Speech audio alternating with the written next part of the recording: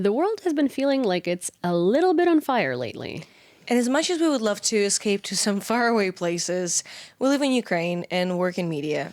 So, because it's the only thing we can do to not go insane, we gather on this couch every week and decompress, discuss, and try to make sense of this, frankly, horrendous situation. And now we welcome you to become a part of that conversation. Welcome to Unmasking.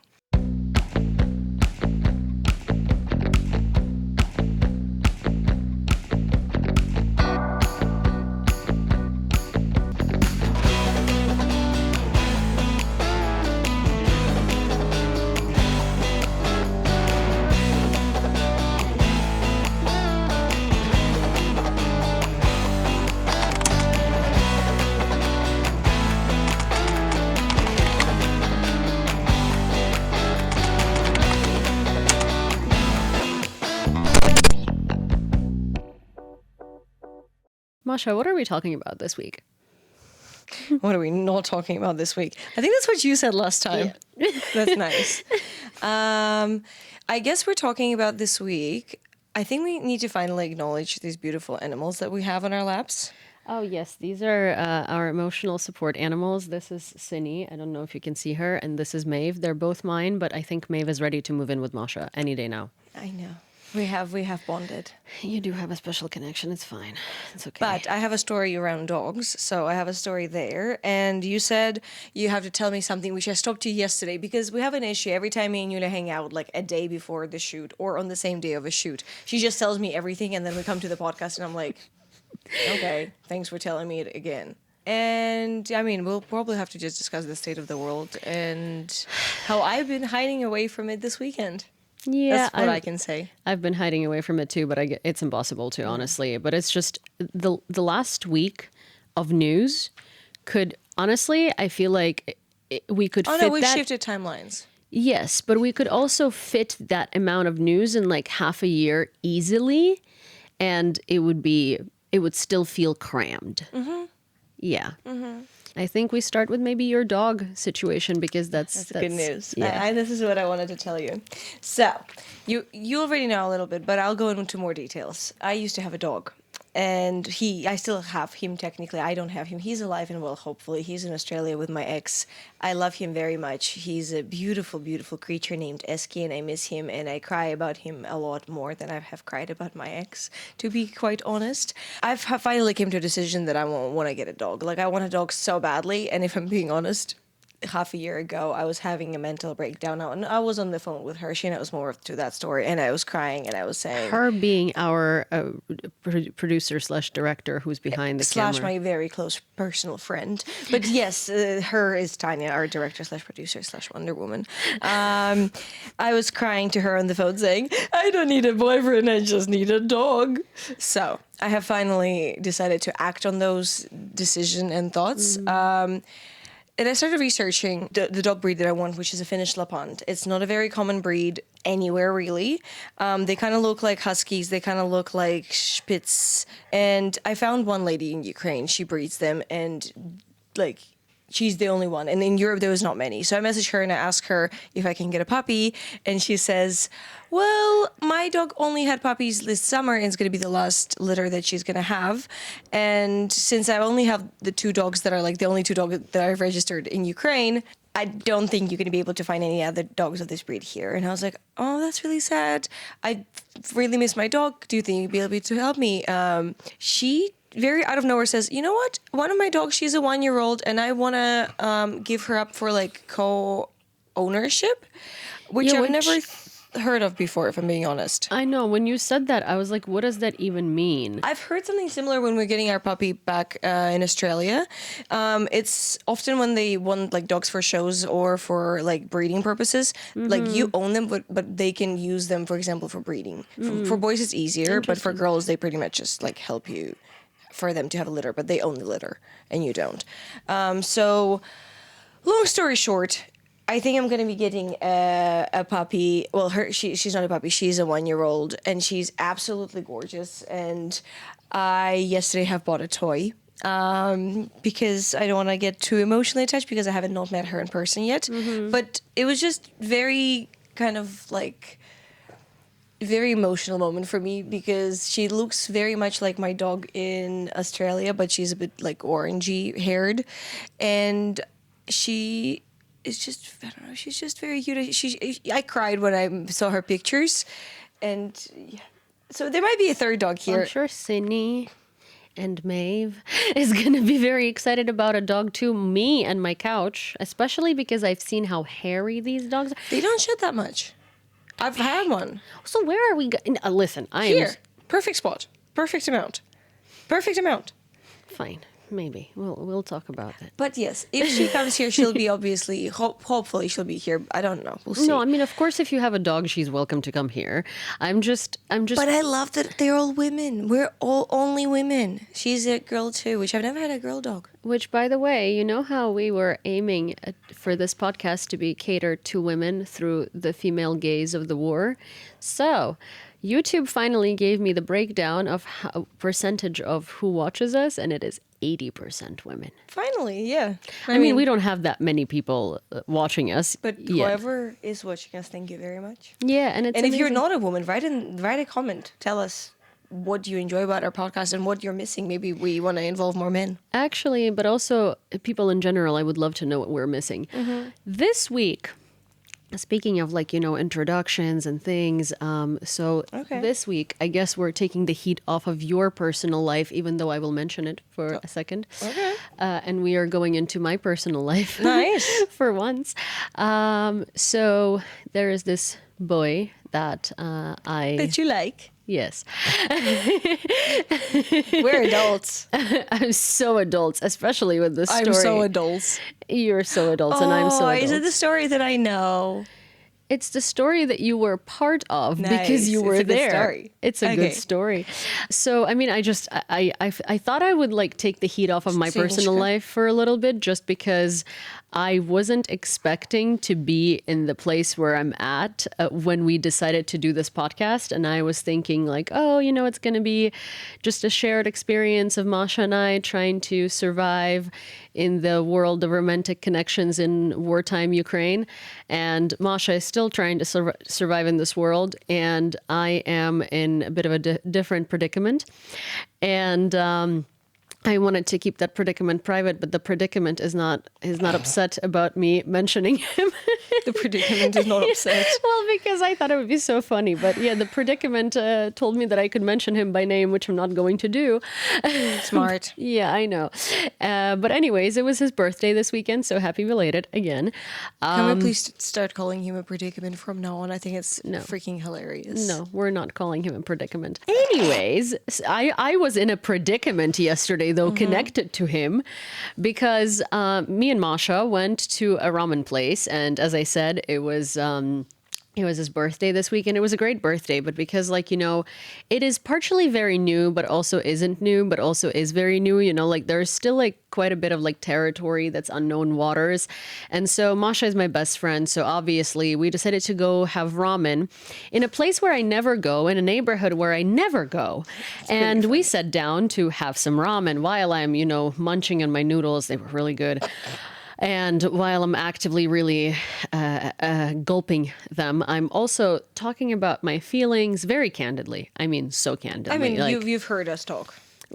Think of someone undressing in front of the mirror. This is, I think, about as candidly as I was talking about how I feel to Masha. I think we also both forget that people around us speak English. We do. I still have that 2014 belief that I just moved to the US. I came back home. No one still speaks English. Yeah. So I feel very special. Nobody will understand. And I very openly yell things on my phone when I speak to friends or to you in public spaces. Was it you that yesterday that I very loudly was I really need a man. Yeah, that's not what you said. You literally... Yes, I rephrased myself, but I am trying to look professional in some sort of way. Yeah, you said the word that starts with S and ends with X very loudly, and she does that quite often. Well, my thing is, Oh, God. I'm very Americanized, so I generally yell when I speak. And when you walk down the streets in Ukraine, it's like quiet. You don't hear anybody. You hear me and Masha. Yeah. But anyway, so this was the dynamic we had in this ramen place where we were discussing my love life. The night before that, it was his birthday, and his boss was at his birthday. I met him for all of like 3 minutes, I think. And the thing is that everybody kept pointing out that he's wearing this tracksuit and he had really good drip, which he did. I will give him that. But point is, like, it's his boss who is in a tracksuit. It's like a funny, it's a very funny sort of situation. They're friends. They're kind of close, I've heard about the boss many times, but I've met him for, again, 2 minutes. I would not have recognized him on the street easily. So, we're sitting at this place and it's very small. It's a tiny, tiny space. And like, I'm pouring my heart out to Masha in graphic detail, telling her about my feelings, the things that I really like, the things that I might be worried about, like it's like the usual very close girlfriends conversation, like as much as you can imagine. It's like stripping naked or writing in your diary, right? Yeah. And then I turn to my left, and 10 centimeters next to me, this man turns around and gives me a nod that was like this. It was very awkward. And then what do you do? Well, what did you do? No, I said, who's that? And I literally went, oh, that's his boss. And he definitely heard me because he was literally sitting at a distance this far away from me, which is just like wild. And he heard this entire conversation. And so I was mortified. I felt so violated because, like, I understand that this man didn't want to be there. I mean, as in, like, he wanted to eat his ramen. He did not want to be there a day after listening to his employee's private life by any means. So I'm pretty sure that he turned around to let me know and to acknowledge his presence so I would stop talking. Oh, no, I think that's exactly what was happening because he was like, he was not facing Yulia, and then all of a sudden he started like turning his body a bit more towards us, and his friends obviously had no idea what was happening, but he just started kind of like looking towards you. We were also very loud. Yeah, and also I had no idea that these 3 guys like walked in and sat down there, but I immediately went to the bathroom. Then he, I guess, went to have a smoke, and then I was like, Masha. No, I think they left because I think he encouraged them to like step out, like the same way you went into the bathroom to die from like cringe. Yeah, exactly. And then when we were leaving, because I was like, Masha, we have to go. And Masha was waiting on mochi that they forgot about. So I was just like, oh my God. Mochi. Also, the mochi was literally at the counter where they were sitting. So it was just a whole thing. I didn't even think about that. Yeah. And then they were coming back and he acknowledged me again with a nod again. And I was just like, let me burn in hell and die. So anyways, I feel like a schoolgirl who's talking about a boy. And he was in the room, except you weren't in the room. Your boss was. Yeah. So that's what happens when you become an adult.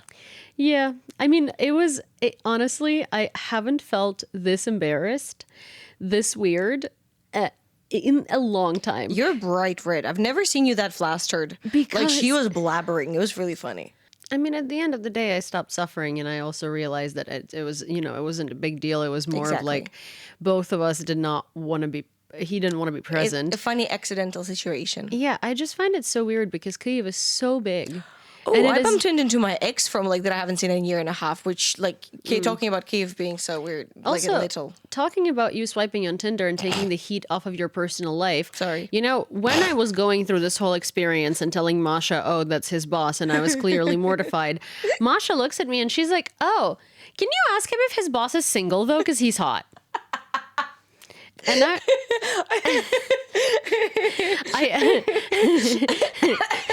he's allegedly He's not single. Not single. But you're also a tiny bit scary. It's spring. I'm bored. All I do is work. You're like the cats that start mating and activating in the spring. Did you hear a funny story? My friend who is American and she just moved to Kyiv for work, and she comes back and forth, so it's not her first time. And it's spring in Ukraine and Kyiv. It's very warm. It's lovely. And she said today to me, she's like, I woke up today from the air raid, and I was like, oh my God, what is it? And she's like, I'm looking at my phone, nothing is happening. And she's like, maybe it's the intelligence that US cut off from Ukraine. Like, we have no information, but the area it is happening, it was the cats yelling in the morning. Does she live anywhere near you? Maybe it was you yelling in the morning. See, the reason why I say that you're like the March cats or whatever they call them, I think it's a the direct translation from it's the May cats. May cats. So it's gonna get even worse. Well, that's why I'm trying to fix the situation beforehand. Because I'm going to look horrible in this podcast. I'm going to look like a crazy sex-deprived woman. you are. I love you, but you Vacancies are. are still open. A guy recently spoke to me while I was in a cafe, and I came home to my sister. She's 18, and I told her, I was like, oh, this guy, he's from like that part of Ukraine. It's like a western part of Ukraine from a specific town. And she's like, oh, my friend is from that town, and it's a small town, so she must know him. I'm going to message her and find out. Within 10 minutes, I knew about I had Instagram of his 2 exes. I love women. I love women. So many women could be private investigators. Oh my gosh. I'm horrible. I am really bad. I don't even know last name of half the men that I've dated. I don't know why they don't hire more women in intelligence. Honestly, the world would be absolutely screwed in the best way. That's why. Prejudice, for sure. So you received an unhinged message on Instagram today. Yeah. Was that about, does that have anything to do with Zelensky giving you awards for bringing men to Ukraine? Yes, it does. Okay, read me the message. It's a long message. I did not expect it. Every now and then I get messages, like nice messages from people just saying like, I appreciate what you do, stay strong, whatever. Yeah. This man took it a little bit far. He said, I become stupid when I see your TikToks. It is my fault because I like your amazing face. I enjoy listening to your voice, usual romantic stuff. But then it gets fun, which I think is pretty funny. He says, I came to Ukraine in August for 1 week to see you in Kyiv, naively hoping to meet you in the street. I mean, that does happen. But he's like, then I came in November. The percentage of meeting me in November is going down. I'm not going outside, it's cold. But this time to help, he joined International Legion, hoping to become a drone operator, but now he's fighting in Kharkiv Oblast. I mean, no kidding. Last time you said you wanted an award from Zelensky for bringing men to Ukraine, and I was like, haha, you didn't bring anybody. I've changed my mind. I want them to be called the Masha Squad. The Masha Legion. Please, if any of Yulia or I or any other Ukrainian people have encouraged you to move to Ukraine during the full-scale invasion, like not on purpose, but like, inspired you to move, please let us know. I like knowing these stories. I actually cried multiple times when people like share their stories, how they got inspired and came here to fight the good fight. Because I think a lot of people search for purpose. And like, I think I mentioned it during the last episode, how when you're faced with just injustice and you don't know how to act about it, like what can you do? So I think a lot of people came to Ukraine because that was an actionable step that they can do to fight the darkness, the big bad guy. So I think that's probably what you and I in a way did. There was something actionable we could do to make it better. Yeah. I mean, that's exactly, I wanted to be here and I wanted to do things. And, it's interesting. And I've said this so many times, but when I was there and this was happening in Ukraine, I felt like I'm so powerless because I can't be here and I can't be helping. But then it started happening in the US and I feel powerless again because both of these places are my homes.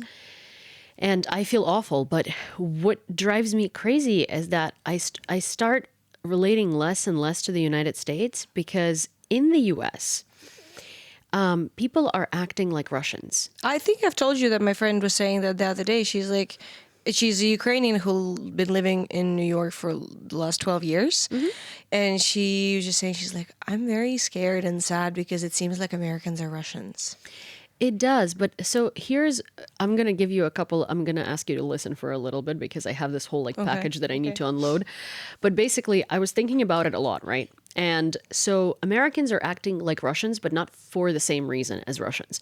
So Russians gave in and were like, oh, we can't do anything. It's just our president. We support you. Because Russians are used to kneeling. They're used to a tsar. They're used to kneeling, right? But do you think with Russians, I mean, there was a long period of time of them acting like them being grown into that. They've been told that they don't have a choice because we have Soviet Union. The society was kind of taught that they are, part of a cog, that are part of the machine. Americans don't really have that vibe. Yeah, but Americans have a different vibe. So Russians do this because they're used to kneeling, sure, because of centuries of doing exactly that, as I said, from Tsardom, right? Americans are doing it because they're used to comfort and they rely on the legal process too much. There was actually a comment in our comment section, I think either our podcast or my UATV episode, and it was someone saying that, we can't do what you did in Ukraine in America, because if you take down the president, the vice president becomes president. If you take down the vice president, the Speaker of the House becomes president. So it's just like a chain. It's the same chain in Ukraine. It's exactly the same chain. If you take down the president, the Speaker of the Parliament becomes the president, and then so on and so forth. Every democracy has a legal process contingency for something happening to the president. The point is that you're facing a tyrant. Legal processes fly out of the window when you're facing tyranny, because tyrants don't care for legal processes. And the other thing that I wanted to add to that, comfort, right? Americans are very comfortable in their democracy. Russians have been kneeling for hundreds of years. Americans have been free for 100 years, right? The last time they had to fight for something was the Civil War. And again, they think of a revolution in terms of like legality of it. You're even seeing this with Democrats. And I can give the best analogy to this of how comfortable Americans are. When I first moved to New York, when the thing that was like driving me absolutely crazy is that I would be running to school, and my train stop was Times Square, where I had to switch from I had to take the 6th train downtown anyways. So, not Times Square, Grand Central. And sometimes I would walk to school from Grand Central. So I would get out of the subway and there would be an escalator, and it would be filled with people going to offices, and they would be cursing and annoyed that the line is not moving. They'd be standing in this line. If you shift your view a little to the left, there is a staircase that is fully empty. A set of stairs where there's no one but me, because I would take the stairs. And everyone's complaining that they're late to work because of the subway, yet they're late to work because the escalator is more comfortable. And that's how I see what's happening in the American politics right now. Americans are too comfortable and they rely on the legal process too much. I agree about the Americans being too comfortable. I think that's also the same thing that many Russians are experiencing. Like Russians who have any power to change anything are too comfortable. And those who don't have any power to change anything, they're not comfortable, but they also have no power. If they don't have toilets, what can they do? Which a lot of Russians don't have toilets. Surprise, surprise. Like, just look up where they launch those, airplanes from. Just look up any city that Russia launches their airplanes from, which with them they bomb Ukrainian UNESCO heritage sites. It's fun. It's really depressing. They're just trying to drag everybody back into the past. But what I wanted to say is that yes, Americans are. I think it's harder for them to understand what we're going through because they do have outdated reference points, which most people do, like World War II and stuff like that. It's very different now, but if you think about it, I was thinking about this concept over the weekend, that the most actually positive revolution or, protest movement that was nonviolent was actually feminist movement and votes right movement, which was a great example. And America was actually a big leader in that. So I think that's a good example of Americans doing a great job and actually standing up for their rights against their government, against their laws, and actually changing the laws around what they're supposed to be getting, which is equal rights to vote. So it's not like they've never done it before. They can do it again. Yes, but with the governments with which they've done it, the governments weren't tyrannies. And this is actually a conversation I was having with an American today who was giving me similar examples like Occupy Wall Street and civil unrest, right? Or peaceful civil unrest. And I was saying that civil unrest in this case is not going to work because, first of all, it takes a lot of time. And they're thinking about midterm elections 2 years from now. You don't have 2 years in America. You have a month to 3. You have 3 months. I think half a year until like he starts blocking like media, like more, like independent media, and like until it starts getting scary. Because now it's just like bizarre, because there's a lot of like random words being thrown, like, ooh, the border between Canada and America is up for question. Like there's just so many random bullshit that they're spewing, which a lot of people agree that that's literally done to confuse people on where to look, because while they yell all these scary things, they can get kind of like sign things a bit quieter on the other side. So I just honestly started reading news a little bit less, because they shift so much faster than you can actually do anything about it. Even for work, like you'll read news and you're supposed to do something about these news. By the time you finish doing your work, the news are outdated. Yeah, but the thing is, like, I don't think it's 6 months, because they already started doing that. They've fired a lot of independent media from the Pentagon access, Well, it's been from 3 the months. White House access, and also Voice of America is like a government-funded media, and they just hired their number one. They just fired their number one Ukrainian through Doge. correspondent, Ostap Yarosh, through Doge, and today he posted the reason why they fired him from, like, he addressed it, and he said that his position was no longer necessary or important. Well, wasn't he originally like, because he posted that on the day he was fired, that he was fired because Dodge is doing an investigation into any journalists who had anti-Trump position previously. Yeah, and yes, and then I'm sure that he has some sort of a do not because his colleagues are not supposed to talk about his firing at all, and he said that he loves the team of the Ukrainian writers' room of Voice of America, but I'm sure that he got fired because of an anti-Trump position. I've also heard that now in the U.S. airports, a lot of lawyers are advising people that are not citizens, but immigrants of any kind, so green cards, visas, whatnot, to travel with like blank phones. Oh. Because so like literally occupied territories of Ukraine. Because they can plug in software into your phone and search for specific things and see your specific position on these things, like Trump. And Which they is can quite interesting. My colleague at work, he's an American, and he's been traveling home for like Christmas and stuff. And he's lived in Ukraine for 4 or 5 years. And he was telling me how he was coming back, and they literally pulled him into a little room, and they were asking him a lot of questions. And he's born and raised American. I mean, I don't think he's like Caucasian, but I mean, it doesn't really matter. It shouldn't matter in any way, right? And they were asking him like, what about Ukrainian Nazis? Like, they were asking him, they really wanted to know about Ukrainian Nazis specifically. And he's like, I don't know what to tell you. I've never met any. And they're like, but have you? But there has to be some, right? And this coworker is like, no Ukrainian Nazis, as far as I'm concerned, sir. I'm sorry. This was with the Trump administration. This was Christmas. That's what's happening a while before. Like, the people are confused on what's happening in Ukraine. So they used to ask American citizens who lived in Ukraine long term, is like, what's your experience on the ground? Like, they'll stop them in airports.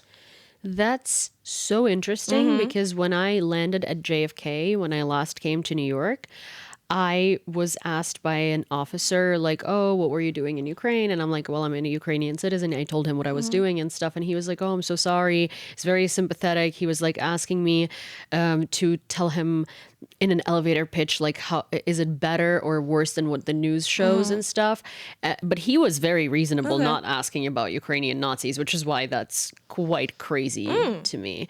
I mean, that must, to be fair, I bet you these people voted for Trump. Like, the people that asked that definitely voted for Trump. Or they were specifically given a task to find out, I often think of how originally when the invasion started, and how Putin probably was given misinformation about like Ukraine's readiness, or how Ukrainians would be received, like greeting Russians with like welcome mats and saying like, thank you for saving us, because there was no right to say, no, that's false, that's just not happening. They said, give us the information how Ukrainians want us to save them. So they're like, okay, here you go. So I wonder if this is the same thing. It's like, find us out information about Ukrainian Nazis, and they're like, okay, sir, will be done, sir. Can you because they don't know anything. I mean, to be honest, I'm just flabbergasted by this, because I could imagine crazy Trumpers asking this. I could imagine workers under Trump being instructed to ask this. I cannot imagine just randomly over Christmas People, well, but I guess at that point, everyone knew that Trump had won. So people had dropped their masks because now you can say and do whatever because,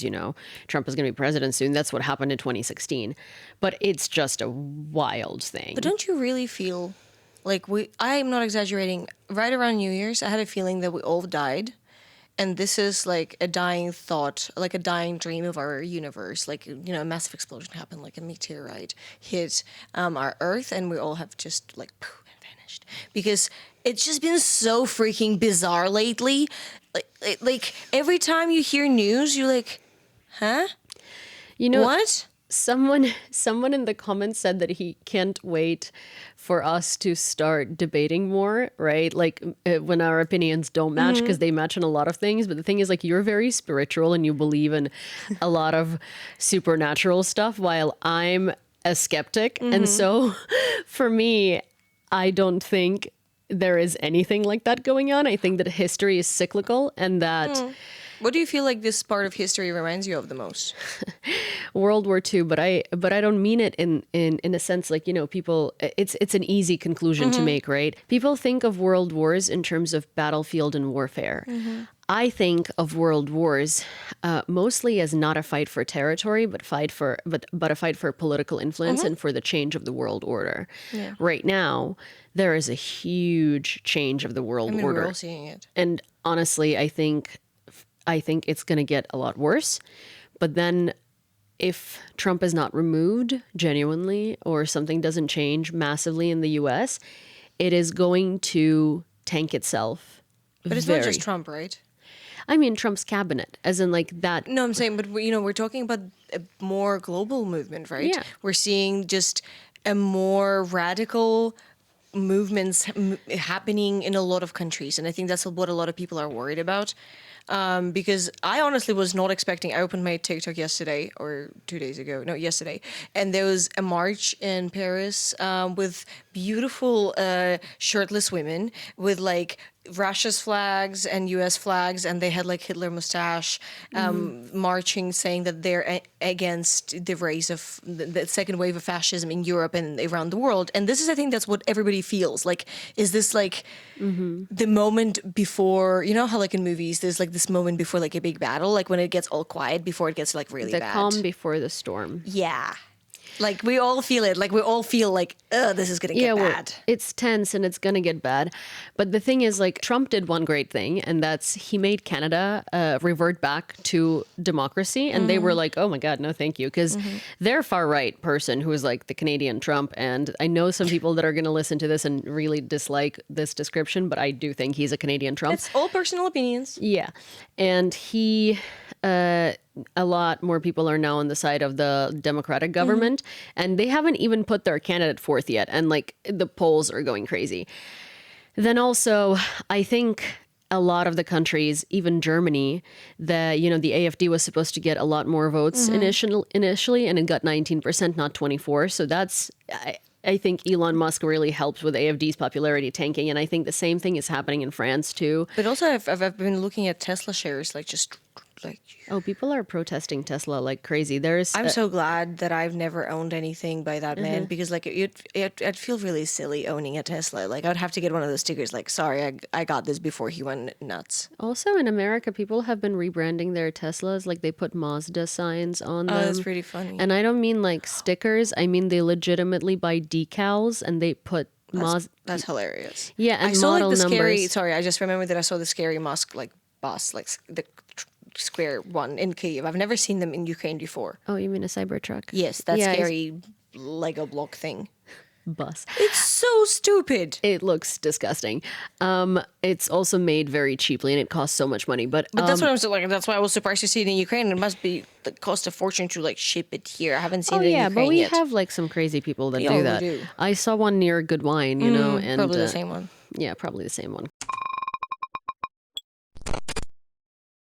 Generally, I think my biggest problem with like the state of the world and affairs today is that, well, first of all, the American people have made themselves to be like the beacon of democracy everywhere, even though they didn't realize that 50 years ago that progress stopped and most of the countries are actually far ahead of them. But here's the thing, right? America is responsible for the rest of the world. And it's not because we want it to be responsible for the But rest they of put themselves in that position. Yeah, they did. Exactly. And so now with America fully like... With great power comes great responsibility. Oh, yeah, with great... Yeah. With I mean, great power, it's a famous phrase for a reason, right? If you want to be the leader of the free world, you actually have responsibility that comes with it. And I think that's what Russia doesn't understand. I mean, Russia doesn't... But, they want to be in control of a lot of land, but they don't want to take any responsibility of it because, I mean, their own people live in shit conditions. Yeah, but they don't want to be responsible for the world, you know, as in like they don't want to be responsible for the democratic world or for anything like that. They just want to own things and strip them from resources. But what does scare me is that America, the United States is becoming Russia, and Russia, specifically Russia in the 2000s. And we're seeing this with like the media blockages, with all of these things. And it's really bad, but it also influences the rest of the world because, again, Americans put themselves in this position. So Americans have a responsibility in front of all of us because their shit hitting the fan makes our shit hit the fan for no reason, right? In the rest of Europe.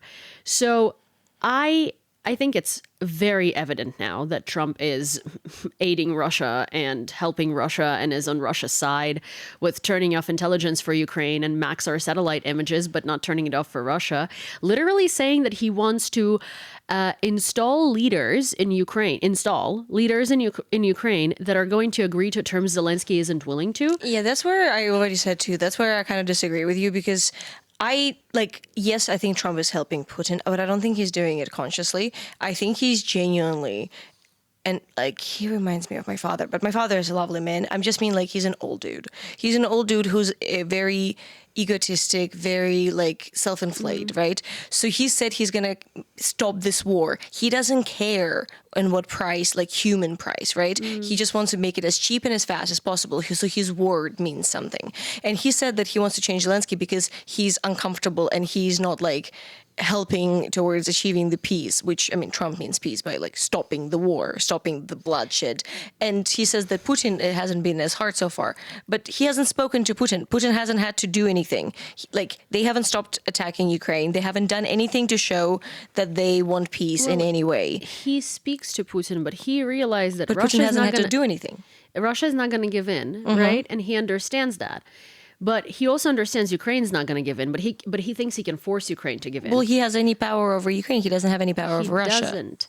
But he also doesn't have power over Ukraine. I think where he's miscalculating is in the same vein as Putin miscalculated, and it's the will of Ukrainian people to fight and the unwillingness of Ukrainian people to give up. Also, the sheer fact that Trump does not understand Ukraine or its politics at all. And I think we should talk about this in depth in the next episode. But what I will say is that there were rumors that Trump approached Ukrainian opposition leaders. They're not opposition. They're just people that previously ran for presidents or were presidents. So Petro Poroshenko and Yulia Tymoshenko, who ran against Yanukovych, the president that we ousted in 2014 in the Revolution of Dignity. And she is, at this point, she has ruined her reputation in Ukraine so much that I think 95% of people in this country are likely ardently, passionately hateful to her. Or just think of her as a joke. Like, I don't think she's, like, in any way is, it's the same way of somebody saying to us, like, oh, get Yanukovych as a president. She's a political corpse. Yeah. This is quite literally the definition. Yeah, she does. But that's the definition of it. It's like she's so irrelevant, right? But the funniest thing is she hates Zelensky, right? Poroshenko ran against Zelensky and Zelensky won. That man has been vocally hating Zelensky. And he will probably run against Zelensky in the future. And the funniest thing is that both of these people, when the U.S. delegation approached them and talked to them, quite literally told them to fuck off in the most diplomatic language ever. And Poroshenko came out and said that I'm sure everyone is expecting me to criticize Zelensky for the Oval Office speech or for, what's happening.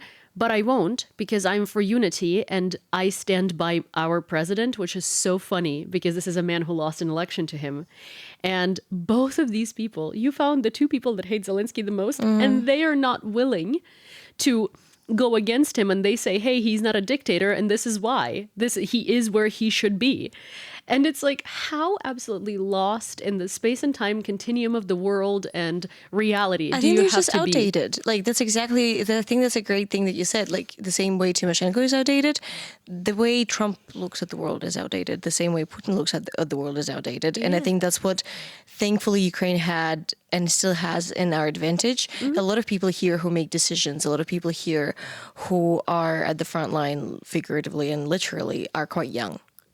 Yeah. And they are forward looking and not backward looking. Also, Putin miscalculated Ukraine and how the world is going to treat Ukraine, right, when he invades. Trump miscalculated how Europe was going to treat him and his insanity. Because Putin also said, oh, it's going to be European leaders kissing his heels, right? No one's kissing his heels. People are so tired. And I think that's where both of these tyrants miscalculated greatly. And I wish we could talk about this more. And also, it's really hard to structure these conversations because, like, what do we even talk about, Masha? Like, there is enough news for 65 years coming out in 1 week. And see, you want to talk about them and I don't. Yeah, I want to talk about all of it. Yeah, but not news. There's just like... But it's not news. It's just like the general state of things happening. Because at the end of the day, this is what causes, I guess, most of my anxiety. And you're trying to avoid it, and I'm trying to confront it head first. Yeah, I've decided to do the opposite and like I do my work. I try to not engage in like really like loud news until like they take hold. And I've been trying to spend a lot more time with like nature and like people and cooking and just kind of connecting to being a human, because I think it's really easy to spiral and feel out of touch because it is scary, you know, like there's a lot of things happening and the speed is very frightening. But I do think we all need to be accountable of how much news we consume and how much like information we put out as well, because time is not endless, and like the only resource now we're all fighting for is our attention. So what we give our attention to, that grows, right? So I don't want to give my attention to Putin. I don't want to give my attention to Trump. I don't want to give any of my life force to any of those old men, which I honestly think the reason Putin is still alive is because he's living on like the life force of all the people he has murdered, which I know is a bit woo-woo, but like I genuinely believe that. I think the least energy we give them, and I'm not saying like avoiding them, I'm saying is like having actionable steps to fight back, but not, you know, like make memes of their speeches. Like don't listen to what they talk, but fight their actions. I mean, I disagree with memes and like making fun of it because it's not helping anyone. It's like, you know, SNL and all of the US channels who are just like literally laughing at what's happening. Like it's not laughable, but I think if we don't confront it, if we don't keep talking about it, I fear that people are having fatigue, and that always happens in situations that are this like emotionally and mentally overstimulating. We can't afford to do that. You know what I'm saying? Because we chose But to. neither can Americans. Yeah.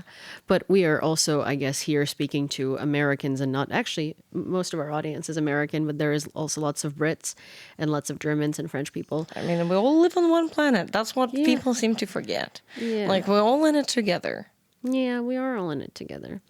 I think we're going to leave comments for next time. Yeah. Because it's probably way too much. But I will comment that our dear videographer here, who does not want to be on camera, although he's so cameraable, like his facial expressions. It was his birthday. It was his birthday. On Sunday. We got him a cake. It's a beautiful cake. He already blew the candles. But we can cut it on camera, and then we can all go and eat cake. When I used to work in the preschool, and you'll need to cut. Yeah, you speak and I will cut. When I used to work in the preschool, we used to say that you didn't get a year older, you went around the sun for another turn. And considering how turbulent life has been in the world in general, the fact that you've been able to do another turn around the sun is pretty special. So life should be celebrated for what it's worth. Yeah, that's very deep. I know. I'm in a bit of a... Now you cut, and I will say that if you've watched as far as this to know that it was Ed's birthday, do comment how old you think Ed is, and maybe if you comment right, he will show up on camera next time. But if you did make it here, the frown. If you did make it here, Okay, if you did make it to the end of this episode and you liked it, you know what to do. Please press all the buttons, leave all of your opinions and all of your comments, send it to your grandma, to your mommy. Don't send it. Actually, this one's Send it pretty to your PG. grandma. This one's pretty PG. You can send it to your grandma. So send it to your grandma, send it to your mom, your friend, your husband, whoever. And of course, don't forget to like it. And also, please don't forget to share it, because it's important. And we will be joining you, well, you will be joining us next week on the podcast to find out who Yulia Tymoshenko is. And, more thoughts about how America looks like Russia. Maeve. We'll see you next week. Yeah, see you next week. And now enjoy us enjoying cake. ASMR for the next 5 minutes, just like... I'd say, wait. Oh, no, don't eat Cad's cake first. I was trying to fix it back. Are we stop?